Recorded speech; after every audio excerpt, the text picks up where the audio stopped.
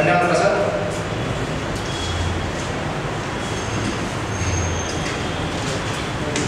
महाराष्ट्राची कुलस्वामिनी आदिशक्ती तुळजाभवानी, स्वराज्य संकल्पक शहाजी महाराज, दख्खनची सौदामिनी राष्ट्रमाता जिजाऊसाहेब, छत्रपती शिवराज आपल्या बलिदानाने भगवा जरी पडका उंचीवर नेणारे छत्रपती संभाजी महाराज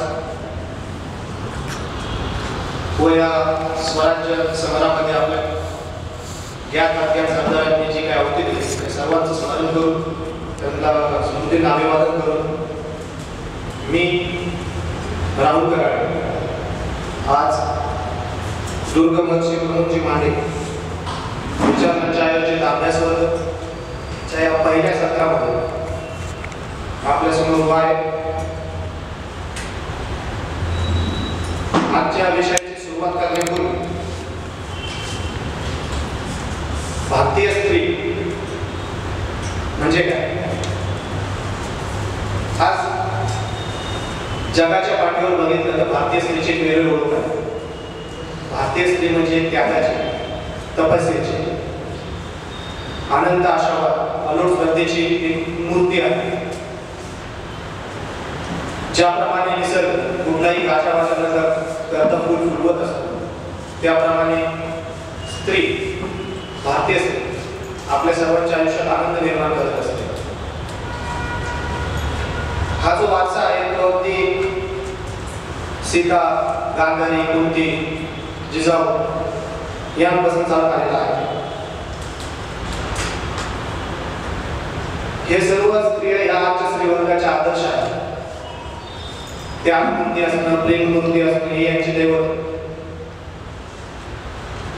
भारतीय स्त्रीचं जीवन म्हणजे धगधगता होमकुंडच.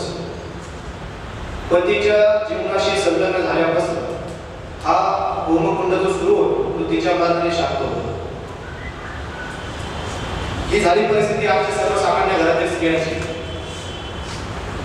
पण राजघराण्यात असणाऱ्या स्त्रियांचं काय, त्यांचं आयुष्य यापेक्षा काही वेगळं नाही. अशाच एका स्त्रीचे आयुष्य सांगण्यासाठी मी तुमच्या समोर उभा आहे. आजच्या या सत्राचा विषय आहे अजातशत्रू घडवणाऱ्या महाराणी येसूबाई. छत्रपती शिवरायांनी जी स्वराज्याची मुहूर्तमेढ रोवली त्यावेळी कित्येक सरदारांनी त्यांना साथ द्यायची सोडून त्यांच्या मागात काटे नेले, त्यांना हे ठरवलं, त्यांना दुय्यम दर्जाची वागणूक दिली, त्यांची दखल देखील घेतली, त्यांचे आधिपत्य नाकारले. यापैकीच एक म्हणजे सूर्योजीराव सुर्वे. तळ कोकणात संगमेश्वर पासून काही अंतरावर असणाऱ्या शृंगारपूर या गावचे सुर्वे. सुर्व्यांच्या ताब्यात त्यावेळी दाभोळ आणि संगमेश्वर ही बंदर होती. बंदर आलं की जहाज गणपत आलीच. काही जहाज गणपती त्यांनी बांधून घेतली होती, काही त्यांनी हस्तगत केली होती ताकदीच्या जोरावर असतात. तर या सूर्योजीराव सुर्वे हे अगदी एक मुजोर व्यक्तिमत्व होते. आणि या सगळ्या गणपतात तिथं आसपासची बंदर होती. रत्नागिरी झाला, हरिहरेश्वर झाला, संगमेश्वर असेल, दाभोळ असेल, हे सगळे त्यांच्या आधिपत्याखाली होते आणि त्या भागातल्या पूर्ण दर्यावर त्यांची हुकूमत चालत असे. या सूर्योजीराव सुर्वेंनी महाराज साहेब म्हणजे आता छत्रपती शिवराय हे जेव्हा जावळीच्या मोहरे यांचा निर्माण करण्यासाठी जावळी गेले त्यावेळी या सुर्वेंनी मोहरेंची साथ दिली आणि महाराजांच्या विरोधात लढले. हा एक प्रकारचा स्वराज्य दिवस, कारण सुर्वेंच्या महाराजांचं आधिपत्य नाकारता जो त्यांनी त्यांना मान्य नव्हतं. हा सुर्वेंचा पहिला होता. त्यानंतर सुर्वेंनी सिद्धी जोहरला पन्हाळ्यातला जेव्हा सिद्धी जोहरनी जो वेढा घातला त्यावेळेस सिद्धी जोहरच्या बाजूने महाराजांच्या विरोधात लढले. हा त्यांचा दुसरा होता. अशी यांची वाढती मंडळी मोडून काढायची म्हणून महाराजांनी श्रींगारपूरवर चाल केली.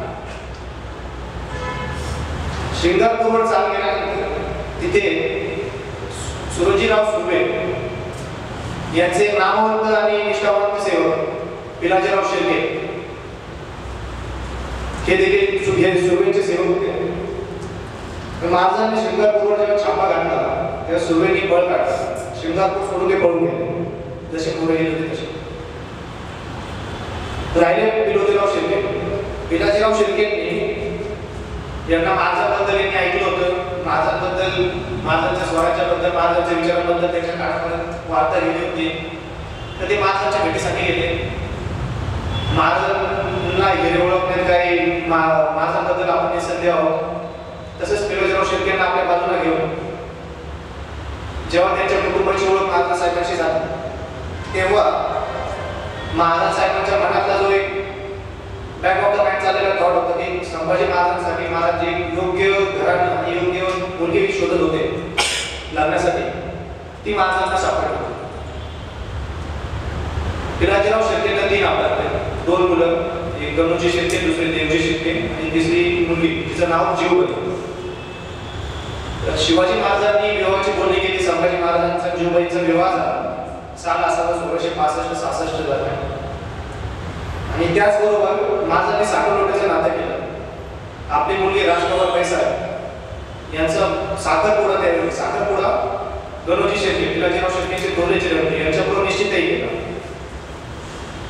तर या सगळ्या यामध्ये जीवबाई लग्न झाल्यानंतर यांचं नामकरण करण्यात आलं. त्यांना येसूबाई म्हणून संबोधण्यात तिथून पुढे सुरुवात झाली. येसूबाई या अभ्यासाची गोडी असणारी एक चुलचुलीत मुलगी. लग्नाचं वय 5 ते 6 किंवा 7 असावं का. वयामध्ये संभाजी महाराज आणि येसूबाईंमध्ये फार 1.5 वर्षात चालतात, एकाच वयाची वाटते. तर अभ्यासाची गोडी आहे आपल्या मुलीला एवढं तिच्या वडिलांनी म्हणजे पिलाजीराव शिर्केंनी आपल्याकडे असणारे 2 पंडित, एक रघुनाथ पंडित आणि दुसरे केशव पंडित यांना आपल्या मुलीबरोबर सासरी पाठवलं. सासरमध्ये राहिले. रायगडावर आल्यावर संभाजी महाराजांचं देखील वय शिक्षणाचंच होतं. दोघं एका वर्गात शिकायचे. शिकत असताना संभाजी महाराज येसूबाई एकत्र शिकत असताना येसू ही माझी धर्मपत्नी आहे या विचाराची जाणीव होण्याआधी येसू ही माझी सहकारी आहे, माझी वर्गमैत्रीण आहे हा विचार या दोघांच्या मनामध्ये रुजला आणि हे नातं अजून चांगलं होतं. 1678 साली असे जे काही दिवस जात राहिले. 1678 साली या दोघांना पहिलं अपत्य झालं. कन्यानंतर लाभलं.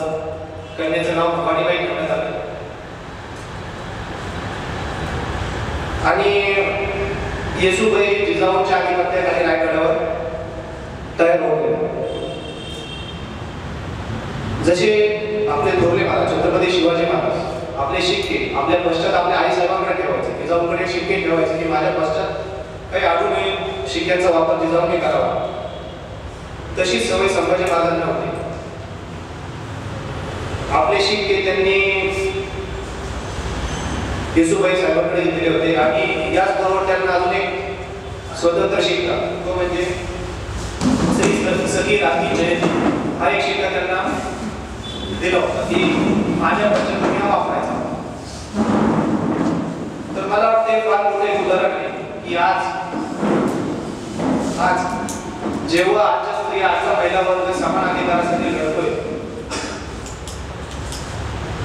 तर शेकडो वर्षांपूर्वी संभाजी महाराजांनी आपल्या धर्मपत्नीला आपल्या अर्धांगिनीला माझ्या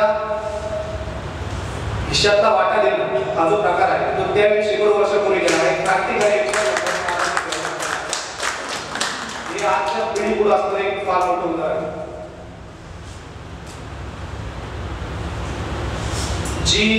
जो आदर दहशत तरारा रायगडावर असताना जिजाऊंकडे होता तोच आदर तरारा आपसुकच येसूबाईंकडे वारसाने चालू ना. रायगडाच्या परिसरात त्यांना फार मोठा मान होता. अर्थात छत्रपती घराण्यातल्या सगळ्या स्त्रियांना मान होता पण एक वेगळी आपुलकी जशी जिजाऊंबद्दल होती तशीच येसूबाईंबद्दल देखील निर्माण झाली. छत्रपती शिवाजी महाराजांच्या हयातीत त्यांच्या प्रधान मंडळाने जी कटकारस्थाने रचून संभाजी महाराजांना गोत्यात पकडण्याचे काम केले त्या प्रत्येक वेळी गंभीरपणे येसूबाई महाराणी आपल्या छत्रपती संभाजी महाराजांच्या पाठीशी उभ्या राहिल्या. यावरून त्या दोघांमधील नातं किती विश्वासाचं होतं. फार वाईट आरोप झाले, पण एकदाही न डगमगता किंवा संभाजी महाराजांना प्रति प्रश्नही न करता त्यांच्या मागे गंभीरपणे उभं राहणं हे फार मोठं लक्षण आहे. ते त्यागाची स्त्री दाखवू शकते. पुढे छत्रपती शिवरायांच्या निधनानंतर 1681 साली संभाजी महाराजांचा राज्याभिषेक झाला. पुढील वर्षी म्हणजे 1682 साली येसूबाई महाराजांनी प्रथम पुत्राला जन्म दिला. त्याचे नाव शिवाजी ठेवण्यात आले. आणि औरंगजेबची जी दख्खनच वाढली त्यावेळी अनेक आघाड्यांवर छत्रपती संभाजी महाराज शत्रूशी 2 हात करत होते. त्यांच्याशी लढत होते, पण रायगड सांभाळण्याचा, मुलकी कारभार सांभाळण्याचा, प्रत्येक गडकोटांवर शिबंदी व्यवस्थित आहे का, दारूगोळा व्यवस्थित, साठा किती आहे, तो पोहोचवण्याचे साधन काय, कसे, हे सगळं कारभार येसूबाई साहेब एकट्या बदलत होत्या.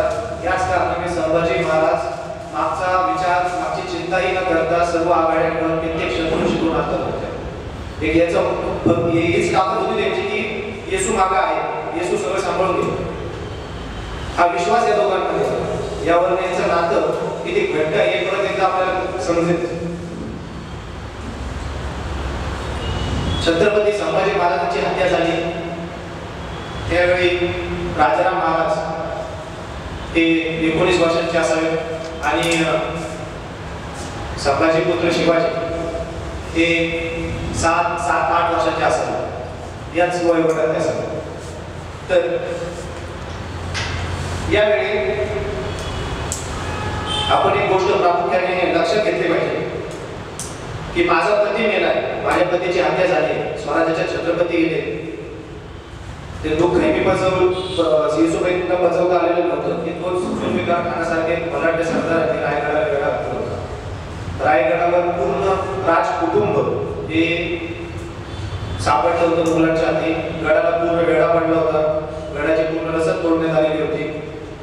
आणि ह्याच काळात अगदी गंभीरपणे मनावर दगड देऊन एक क्रांतिकारी निर्णय जो छत्रपती शिवरायांच्या सुशीला शोभेल असा एक निर्णय येसूबाईंनी घेतला. हे आपण सर्वांनी त्या निर्णयाच्या गुन्हे राहून असा तो निर्णय आहे. महाराजांनी रायगडावर त्यावेळी उपस्थित असलेल्या सर्व मराठी सरदारांना बोला गेला आणि त्यांना सांगितलं की गडावर वेळ अजून 1-1.5 वर्ष सहज लढू शकतो, प्रतिकार करू शकतो, पण राजकुटुंब सर्व एकाच ठिकाणी राहणं ही धोक्याची गोष्ट आहे. तुम्हाला मी आज्ञा करते की राजाराम महाराज आणि त्यांच्या कविता त्यांच्या स्त्रियांना घेऊन, राजाराम महाराजांच्या त्यावेळेस विवाह झालेले होते, राजाराम महाराजांनी त्यांना सर्वांना घेऊन तुम्ही सुरक्षितरित्या रायगड सोडावा. मी आणि माझा पुत्र शिवाजी इथे थांबते आणि आम्ही गड लढवतो. गड लढेल, तुम्ही बाहेर जा, स्वराज्य पूर्ण लोकांना उभारी द्या, स्वराज्य पुन्हा उभारा. आणि झालंच तर मस्तकी करून आम्हाला इथून सोडवा. तर त्याला दुय्यम प्रायोरिटी दिली. आणि यांना घेऊन बाल शिवाजींना घेऊन महाराणी येसूबाई रायगडावर राहिल्या. राजाराम महाराजांचं मन नव्हतं. राजाराम महाराजांचं आपल्या पुण्यापोटी आपल्या याच्या पोटी फार चांगलं प्रेम बाल शिवाजी त्यांचं मन नव्हतं की मी यांना मागे सोडून रायगड सोडावा असं त्यांचं मन नव्हतं. तरी ते येसूबाईंनी त्यांना रायगड सोडण्यास भाग पाडला आणि राजाराम महाराज रायगड सोडून बाहेर पडले. या असं निश्चित त्याग, जीवावर दगड ठेवून हा त्याग करणे आज सहज गोष्ट नाही की राजघराण्यात एक स्त्री मागे राहते आणि माझ्या बरोबरची माझी शेवटची आशा आहे की माझ्यावर असणारे सरदार माझ्या घराण्यांना मी बाजूला करून मी इथे थांबते बंदेवासात आणि तुम्ही जावा. हे करणारे फक्त येसूबाईच होते. पुढे जुल्फिकार खानाने हा वेढा आवडला. रायगडाची पूर्ण जी काय रसद त्याला पोहोचत होती, जी काय ताकद रायगडाची होती, रोज लोक पावत चालले होते. धान्य साठा असेल, असेल, सर्वच कमी होत चाललं होतं आणि कुठेतरी थांबलं पाहिजे या निर्णयापर्यंत सर्वजण आले होते. बाहेर राजाराम महाराज महाराज विशाळगडावरून जिंजीपर्यंत त्यांचं जाणं झालं होतं, पोहोचले होते. बाहेर मराठा सरदार मुघलांची जशी हालगर्जी करता येईल तसे करत होते. आणि जुल्फिकार खानाने जसा वेढा आवडला तसंच तिथे शेजारचे जे गाव आहे उजरडे गाव, या गावचे पाटील म्हणजे सूर्याजी पिसाळ, सूर्याजी पिसाळांनी महाराणी येसुबाईंची भेट घेऊन तह किंवा रायगड करार करण्याचं ठरवलं मुघलांबरोबर. आणि हा जो करार झाला त्यामध्ये सूर्याजी पिसाळांनी एक महत्वाची भूमिका बजावली की मराठी गड सोडतील, जे अर्थात येशू महाराणी गड सोडतील, मुघलांच्या ताब्यात ते ओलीस राहतील, त्यांच्याबरोबर त्यांचा मुलगा दत्तम आपले शिवाजी बाल शिवाजी हे पण त्यांच्या ताब्यात राहतील, पण त्यांचा मान मर्यादा राखला जाईल, त्यांना सन्मानाची वागणूक दिली जाईल, हे त्यांनी त्या करारात नोंदवून घेतलं. तिथे एक विशेष गोष्टीचा उल्लेख मला असा करायचा आहे की आजपर्यंत आपण सूर्याजी पिसाळ यांना फितूर असंच ऐकत आलो की सूर्याजी पिसाळ आहेत, फितूर आहेत, फितूर आहेत. पण प्रथम दर्शनी या सगळ्या गोष्टीचा अभ्यास करता मला तरी असं वाटतं की सूर्याजी पिसाळ हे फितूर नव्हते. यात हा जो करार झाला याप्रमाणे येसुबाई व त्यांचे पुत्र बाल शिवाजी हे मुघलांचे पोलीस म्हणून त्यांच्यासोबत गेले व रायगड मुघलांच्या ताब्यात आला. महाराणी मुघलांच्या ताब्यात गेल्या त्याच वेळी त्यांच्याबरोबर मराठ्यांचे छत्रपती संभाजी महाराजांचे निष्ठावान सरदार यांच्या पोटी असणारे प्रेमाचे सरदार लोकही त्यांच्याबरोबर मुघलांच्या पोलीस म्हणून गेले. हे साल होतं 1790. 1790 साली महाराणी येसुबाई मुघलांकडे पोलीस म्हणून गेल्या, बंदेवासात गेल्या. 1690 बादशाह औरंगजेबासमोर त्यांना हजर केल्यानंतर बादशाहने महाराणी व त्यांच्यासोबत असलेल्या सर्व सरदारांना युद्धाची योग्यतेप्रमाणे सरंजाम दिला. बाल शिवाजीस राजा म्हणून किताब दिला, त्यांच्यावर असलेल्या सरदारास काही मनसबी दिल्या, हत्ती घोडे दिले, त्यांच्या खर्चासाठी त्यांना एक रक्कमही प्रतिमा मिळेल अशी तरतूद केली. राजघराण्यातील स्त्रियांसाठी एक बाजारपेठ असावी म्हणून त्यांच्या जिथं छावण्या होत्या त्या छावणीशाळेत त्यांना एक वेगळी बाजारपेठ ही उभी करून दिली. आणि त्यांच्या भोवतीची सुरक्षितता आणखी कडक करण्यात आली. किंवा जसं शिवाजी महाराजांचं पलायन झालं होतं तसं याचे होऊ नये म्हणून घेतलेली एक खबरदारी होती. पुढे शाहू महाराजांना सप्त हजारी मनसबदारी देण्यात आली व याचबरोबर शाहू महाराजांना 5 सुबेची जहागिरी देखील औरंगजेबाकडून मंजूर करण्यात आली. हे 5 सुबे होते अक्कलकोट, सुपा, बारामती, नेवासा आणि इंदापूर. या सुब्यांचा मुख्य कारभार व अंमल करण्यास बाल शिवाजी त्यांचं नामकरण औरंगजेबाने शाहू म्हणून केलं होतं व शाहूचं वय कमी होतं म्हणून सगळं आधिपत्य येसू महाराणीच्या आधिपत्याखाली देण्यात आलं व त्यांच्या नावाने एक शिक्काही औरंगजेबाने मंजूर केला, तो म्हणजे येसुबाई वालिदा शाहू राजा अहद सन अहद. याचा अर्थ की येसुबाई आई राजा शाहू वर्ष 1 या शिक्क्याखाली त्यांनी या सुऱ्याचा अंमल सुरू केला. या सुऱ्याचा अंमल करण्यासाठी त्यांच्या मदतीला ज्योत्याजी केसरकर व मोरूपंत सबनीस असे सरदार होते. 1699 साली जेव्हा बादशहाने मराठ्यांचे गड किल्ले घेण्याची एक पुनर्मोहिमेची आखणी केली त्यावेळी खरं यातनांचा काळ महाराणी येसुबाई व शाहू महाराजांवर सुरू झाला. त्यांचे आतापर्यंत 1699 पर्यंत जे काही वास्तव्य होते ते औरंगजेबाचे जिथं वास्तव्य असेल त्याच लष्करी छावणी त्यांचं वास्तव्य राहिलं. तर त्यानंतर जेव्हा औरंगजेब मोहिमांवर जायला लागला साधारणपणे ज्या छावण्या करू लागल्या यांचं वास्तव्य ते काही किल्ल्यांवर करायला सुरुवात केली. त्याच वेळी जो दुष्काळ पडला होता त्या दुष्काळामुळे महाराणी येसुबाईंना जो प्रतिमा खर्च करण्यासाठी जो काही रक्कम मंजूर करण्यात आली होती त्याला काही कात्री लावण्यात आली, जे औरंगजेबाने मुद्दामून केला असावा. यामुळे जो काही आर्थिक ताण यांच्यावर निर्माण झाला, त्यामुळे महाराणी येसुबाईंना अनेक यातनांना तोंड द्यावं लागलं. मुस्लिम धर्मांमध्ये असणाऱ्या दान धर्म व धर्मदाय याच्यामुळे त्यांना अजूनच आर्थिक ताण सोसावा लागला. ते दुष्काळाचं वर्ष असल्या कारणाने त्यांच्या सुभ्यांमधून जे काही उत्पन्न होतं ते देखील कमीच होतं. अहमदनगर येथे लष्करी छावणीमध्ये असताना महाराणी येसुबाईंनी चिंचवड देवस्थानाला एक पत्र लिहिलेलं आहे, जे पत्र आजही चिंचवड देवस्थानच्या वेबसाईटवर आहे. त्या पत्रामध्ये त्यांनी जो उल्लेख केलेला आहे तो असा की खर्चाची फार अडचण होत आहे. त्यांचा बादशाहकडून जो तनखा दिला जातो तो मुसलमानांमुळे दान धर्मदायामुळे खर्च झाला. अहमदनगरात सावकारांचे 5-7 हजार रुपये कर्ज झाले आहे. आता कोणी पैसे देत नाही, मागच्याच पैशांचा तगादा लावला आहे. त्यामुळे खूप दुःख होते. दुःख सागर तुम्हाला का सांगा. पुढे पत्रात असं म्हणतात की थोडक्यात या कर्जातून आम्हाला मुक्त करावे. तुम्ही ज्यापासून द्याल त्यांना पाऊस पाणी झाल्यावर परत करू. इथे आमची बाजू घेणारे कोणी नाही.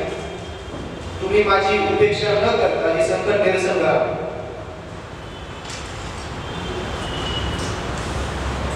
एका छत्रपतीच्या स्नुषेला, छत्रपतीच्या पत्नीला आपल्या शत्रूच्या बंदिवासात असताना यापेक्षा हालाकीची परिस्थिती काय हो, यापेक्षा वाईट परिस्थिती होईल असं मला तरी वाटत नाही की मदतीसाठी एका देवस्थानाकडे पैसे मागावे, जे की आपण राजघराण्यात असताना आपण देवधर्माला पैसे देतो, तेच एका स्त्रीला देवस्थानाकडे मदतीची आशा करावी लागते. ती राजाला पुढे करणारी गोष्ट आहे. राजाराम इकडे दख्खनमध्ये राजाराम महाराज यांनी स्वतःला छत्रपती मानलं नाही. त्यांनी नेहमी सांगितलं की शाहू महाराज हे छत्रपतीचे खरे मालक आहेत आणि त्यांनी शाहू महाराजांच्या सुटकेसाठी आपले सर्व नामवंत आणि युद्ध निपुण असणाऱ्या सरदारांना नेहमी आदेश दिले की यांच्या सुटकेसाठी जे काही प्रयत्न करतील ते करा. पण येसू महाराजांना शाहू महाराजांना त्यांच्या बंदिवासातून सोडवा. एकदा जिंजीवर येताना स्वतः राजा महाराजांनी औरंगाबादच्या छावणीवर छापा टाकला त्यांना सोडवण्यासाठी. हा एक असफल प्रयत्न करला. पुढे राजाराम महाराज सिंहगडावर येऊन त्यांचं निधन झालं. आपण आज कल्पना करू शकतो की मराठा साम्राज्याचा भावी छत्रपती शत्रूच्या छावणीत बंदिवासात असताना येसू महाराजांनी सतत डोळ्यात तेल घालून तिथे पहारा दिला असताना छावणीत होणाऱ्या प्रत्येक हालचालीवर त्यांचं बारीक लक्ष तर निश्चित असणारच. एका कट्टर मुस्लिम धर्मांध बादशहाच्या छावणीत राहून देखील शाहू महाराजांनी आपला धर्म बदलला नाही. त्यांच्यामुळे त्यांच्या वडिलांचं उदाहरण होतं, लढाई आपल्या आजोबांचं उदाहरण होतं. पण 1703 साली औरंगजेबाने शाहू महाराजांनी धर्मांतर करावं म्हणून त्यांच्यावर फार मोठा दबाव वाढवला. पण महाराणी येसुबाईंनी आपल्या मुलामध्ये असे संस्कार केले होते की स्वतः शाहू महाराजांनी धर्मांतर नाकारलं. याचा फार राग औरंगजेबाला आला असावा, कारण औरंगजेबासमोर 2 पर्याय होते. एक तर छत्रपती शाहू महाराजांना आणि येसू महाराजांना मारून टाकावं, त्यांची हत्या करावी किंवा त्यांचं धर्मांतर करावं. पण संभाजी महाराजांची हत्या झाल्यानंतर ज्या ईर्षेने मराठी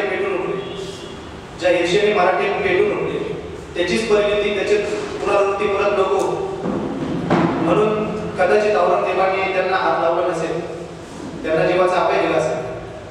पण धर्मांतर करण्याचा त्याचा नेहमी त्यांनी सक्ती केली. या सर्व याच्यामध्ये औरंगजेबाची मुलगी तिने एक माध्यम म्हणून काम केलं.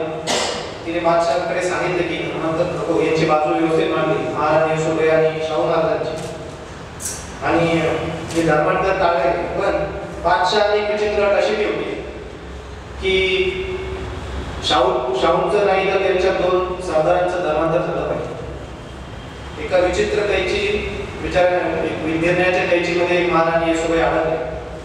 पण घराण्याविषयी निष्ठा असणारे, छत्रपती घराण्याविषयी निष्ठा असणारे खंडेराव गुजर व जगजीवन गुजर हे 2 बंधू यांनी धर्मांतर करून घेण्याची तयारी दर्शवली व त्यांचं धर्मांतर पुढे झालं. अशा प्रकारे की शाहू महाराजांवर जे धर्मांतर करण्याची वेळ आली होती ते टाळले गेले. पुढे जेव्हा शाहू महाराज साताऱ्याला आले होते त्यावेळेस त्यांनी याची जाणीव ठेवली. या गुजर घराण्याचे वंशज आजही सातारा जिल्ह्यात परळी गावे आहेत असं माझ्या वाचनात आलं आणि त्याची जाणीव ठेवून त्यांना एक सातारा जिल्ह्यातील एक गाव हिना म्हणून दिलेलं आहे.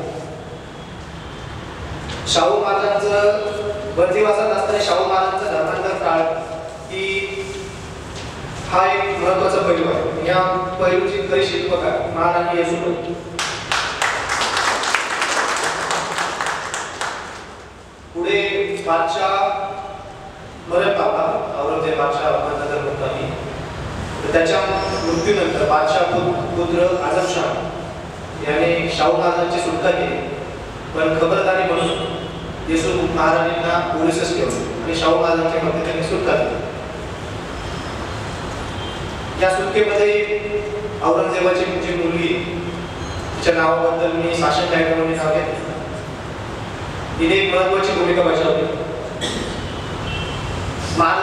शाहू महाराजांच्या सुटकेनंतर शाहू महाराज साताऱ्याला आले. इकडे महाराणी ताराबाई आपल्या कारभार सांभाळत होते. तिथे आल्यानंतर शाहू महाराजांना अनेक अडचणींना तोंड द्यावं लागलं. या अडचणीतून मार्ग काढण्यासाठी त्यांनी अनेकदा येसू महाराजांची पत्र व्यवहार केला, त्यांचा सल्ला घेतला. येसू महाराणी या काळात तिथे मुक्कामी असाव्यात. त्यांचा मुक्काम कदाचित लाल किल्ल्यावर असू शकतो. तर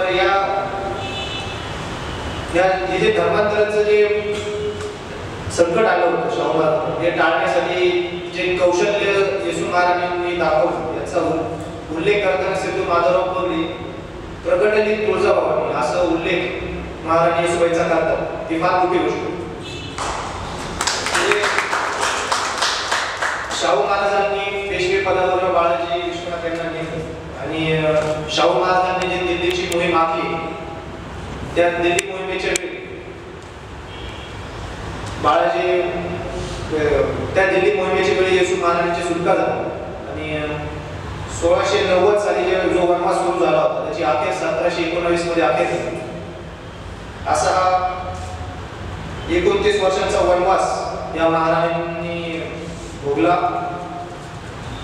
तिथून पर्यंत ते ज्या सातारा कोल्हापूरला आल्या साताऱ्याला तर इकडे या 2 गादींमध्ये संघर्ष निर्माण झाला होता आणि कौटुंबिक मतभेद चव्हाट्यावर आले.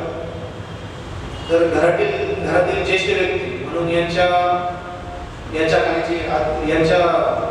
अधिकाराखालीची काही बैठक झाली. त्यामध्ये जो तह झाला त्याला वारण्याचा तह म्हणतात.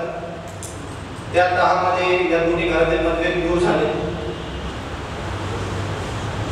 तर हे सगळ्यांचं अवलोकन करताना आपल्याला 3 गोष्टी प्रामुख्याने बघितल्या पाहिजेत. एक म्हणजे राजाराम महाराजांनी रायगड सोडावा हा एक क्रांतिकारी निर्णय येसूबाई महाराजांनी घेतला. त्यामुळे आज आपल्याला आजचे दिवस दिसत आहेत. त्यानंतर शाहू महाराजांचं धर्मांतर त्यांनी टाळलं आपल्या कौशल्य वापरून आणि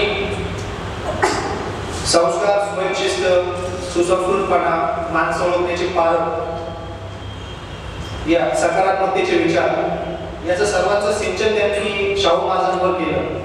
जेव्हा कडेने पूर्ण 24 तास 365 वर्षाची एक राबता फक्त मुस्लिम धर्मियांचा होता, त्या काळी आपल्या धर्माची पूर्ण वागणूक, माणसाची पारख, स्वयंशिस्त जे कार्यात आपल्याला सकारात्मकता पाहिजे की माझ्या भौतिक व्यायाम शत्रूंचं वलय पण माझ्या विचारांमध्ये सकारात्मकता हा जो हे जे संस्कार हे येसूबाई शहाजी महाराजांना करण्यात यशस्वी ठरले. आज जिजाऊ मासाहेब यांना सुसंस्कृतपणा, न्याय व संस्काराचं उदाहरण म्हणून संबोधले जाते. महाराणी येसूबाई या निस्वार्थ सुशीलपणाच्या मूर्तिमंत उदाहरण आहे. भारतीय भारतीय स्त्रियांच्या पावित्र्याची, संयमाची, वैराग्याची, विरोधात्मकाची खरंच धन्य आहे. आपल्या मातीमध्ये आज शेकडो वर्षे पोचलेले हे वैराग्य आणि विरोधात्मकपणा व्यर्थ निश्चित जाणार नाही. या निमित्ताने महाराणी येसूबाईंचा जो महिमा सांगण्याची संधी मला लाभली त्याबद्दल मी अभ्यासवर्ग विचार मंचाचं मी खरंच ऋणी आहे. इथे थांबतो. जय श्रीराम.